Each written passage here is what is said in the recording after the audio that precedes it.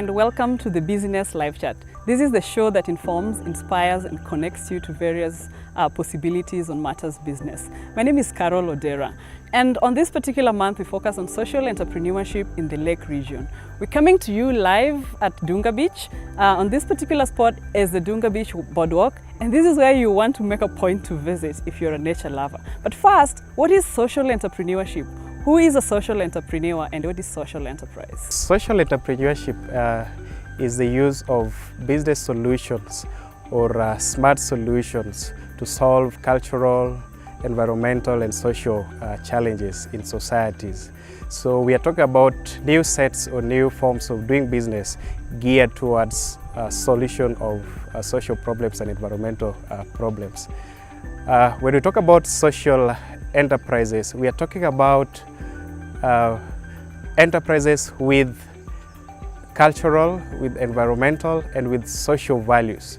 And the social values here means that they are trying to solve a particular problem, be it unemployment, be it housing, be it urban mobility, be it wash and such like.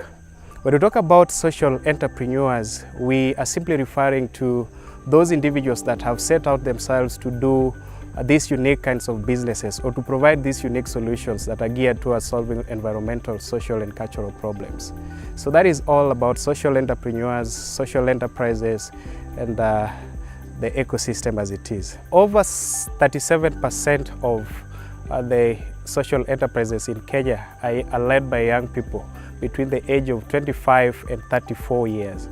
And 65% of these enterprises set out to solve unemployment, which is a critical issue within Kenyan system today or our space today, because up to 80% of young people are unemployed. And so social enterprises in Kenya are trying to solve the first issue on unemployment. Others are following in the list. On this episode, we talked to two amazing social entrepreneurs. One is from Nairobi making shoes out of recycled materials, and the other is from this particular community, which is Dunga Beach, making products out of water hyacinth. We invite you to come with us. There's so many young people out here struggling to do business, but then they find themselves into boda and other kind of businesses. Why did you guys decide, let's be social entrepreneurs and not just any other ordinary business? Why? Steve, you want to take that? Why did you just decide, let me do Hyacinth products and not any other business? Okay, like me first, I was a fisherman. And you find that nowadays people, they do go to school, mostly youths, and there's no job. And water hyacinth, it has been a problem. As I first explained, the scientific name of water hyacinth is known as Corna crassipes. And it came from southern part of America.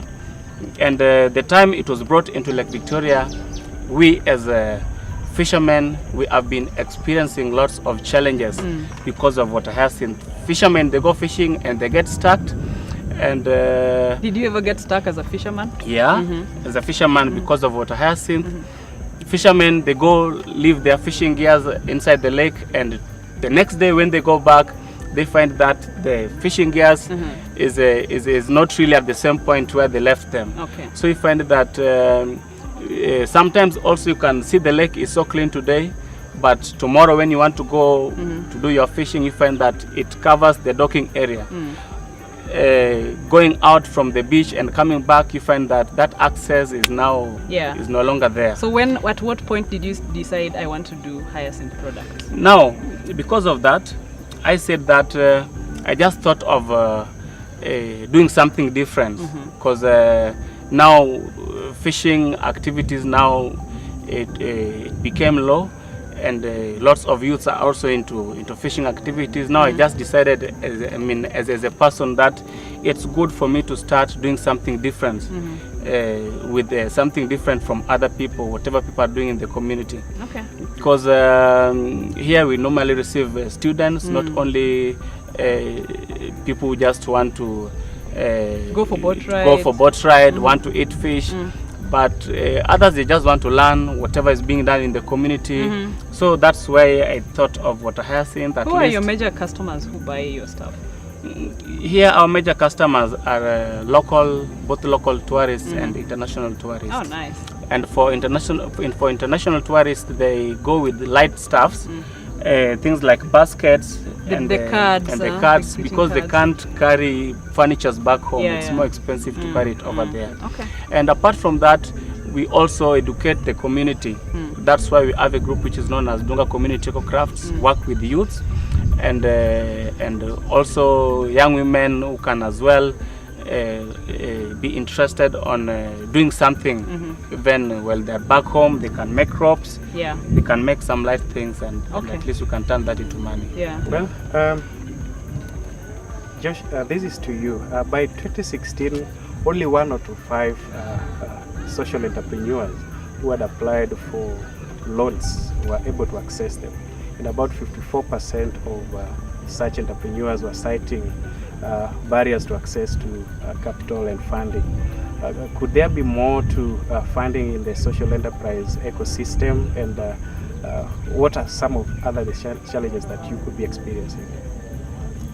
Yeah, I think access to investment capital is a huge challenge to social entrepreneurs, and I think we have young, incredible, amazing youths trying to build products and brands, but they face the huge challenge of financing.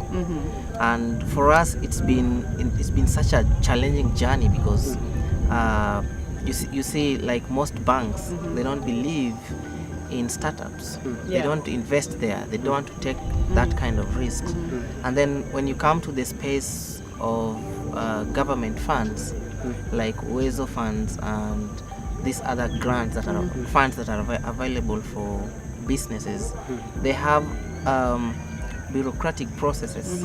So it makes it so hard for youths to access these funds. And in some cases, you definitely have to maybe part with huge shares, percentage of your business to get something to kickstart your business. So for us, it's been friends and a bit of grants here and there that has enabled us to kickstart our business, but it's such a huge challenge. Okay, so even before you talk about financing, I'm imagining that you have to develop a product from scratch. You know, like you get the Hyacinth and you have to go through a process to get it to a final product. How is getting support in terms of training? How is it in terms of getting that kind of support for you to get the final product? Like, do you have to get some training on product development and those kind of things? Like for you, where did you get training to? How did you come up with this product? Like for me, I used to see lots of products first being made in the internet with not only Water Hyacinth, but with the reeds and also with sticks. So that's why I thought of Water Hyacinth itself, how it can be turned, though it needs a proper training, because for just someone to wake up and you go inside the lake and take Water Hyacinth and then turn it into a final product, it's not really that easy. Have you had Someone training has to be trained on this? Yeah, first I had training on Water Hyacinth, and the Kick, they were doing the training, and that's where in fact I went there once. I mean, it was just a training on how to turn Water Hyacinth into a paper. So but when it comes to weaving, Kick is another social enterprise. So that is support from another business just like yours, peer-to-peer teaching. But there's not been kind of support from government from other entities. We tried applying. We tried to get to apply for WESO fund, as he has talked about, but you know, there is like when you apply, it goes with who do you know, and such kind of thing. Both of you mentioned the government in nice ways, though. Yeah. We know that there is the Companies Act where people could register private companies, limited liabilities, and all that. And we also have the Cooperatives Act, basically for cooperatives, or what most of us would refer to as SACCOs. Josh, do you know if there is any particular law on social enterprises, or rather, how is your business registered? Yeah, so for us, we structured our business to be a hybrid. So we have the non-profit wing and full profit wing. So the non-profit wing is registered as a community-based organization. And the full profit is registered as a limited company, which now in Nairobi it's very easy. You can do it online, or you can get a lawyer to do it for you. So the process is quite easy. Okay, so are there any other general challenges that you encounter as social entrepreneurs in this country, and for you in the Lake region, and you can talk about maybe Nairobi or like if I can speak on the challenges, here we do have lots of challenges, because Hyacinth, it keeps on moving from time to time.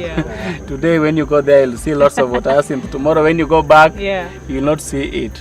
And the day after tomorrow, it will be like... So accessing it is a problem? So accessing it is a problem. The only thing that we can do,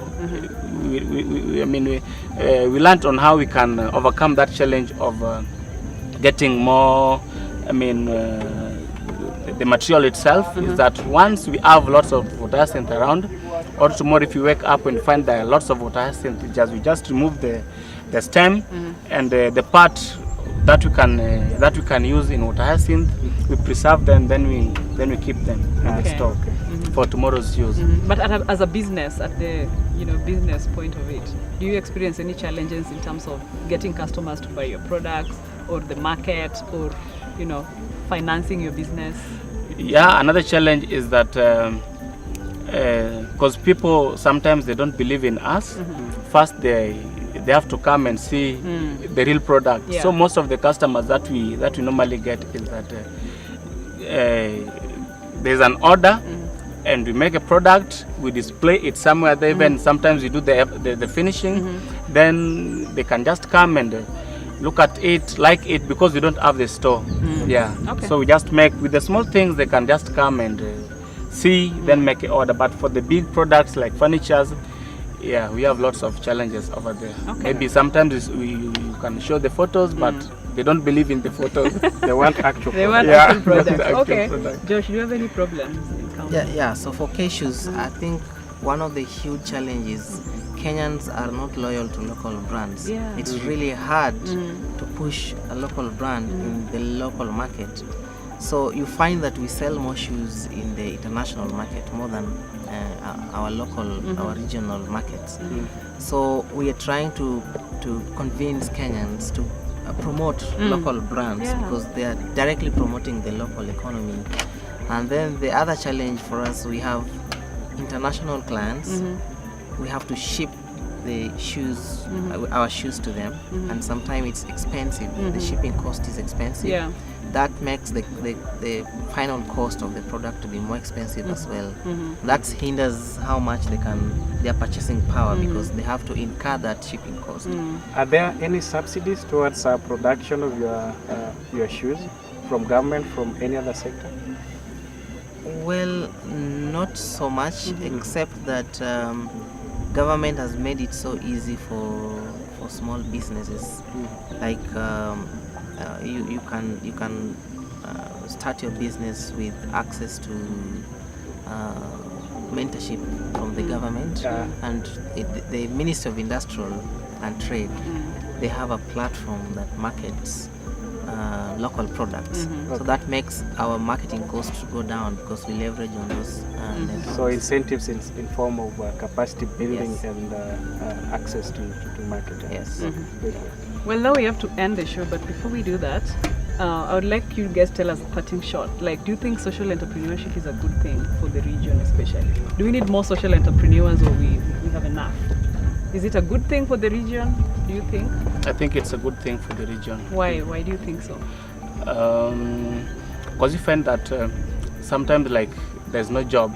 Because nowadays you find that we as youths, we have to make our own jobs, and it's advisable that instead of crying and making lots of noise to the government, oh, we need job, there's no job. So it's good that even people are going to school, just to go to school as you know that you have something in mind that as you come back to the community, how are you going to help that community? Exactly. Yeah. How are you going to solve the problem? How are you going to provide jobs for the others? Okay, thank you. How about you, Josh? Yeah, for me, I believe it's an urgent. It's urgent to build social entrepreneurs because that's the only way we are going to bridge the gap of unemployment, and it's the only way we're going to enhance innovation and creativity and put Kenya at par with the global market. Yeah. Oh, nice. Okay. Oh well, it's been nice having you guys.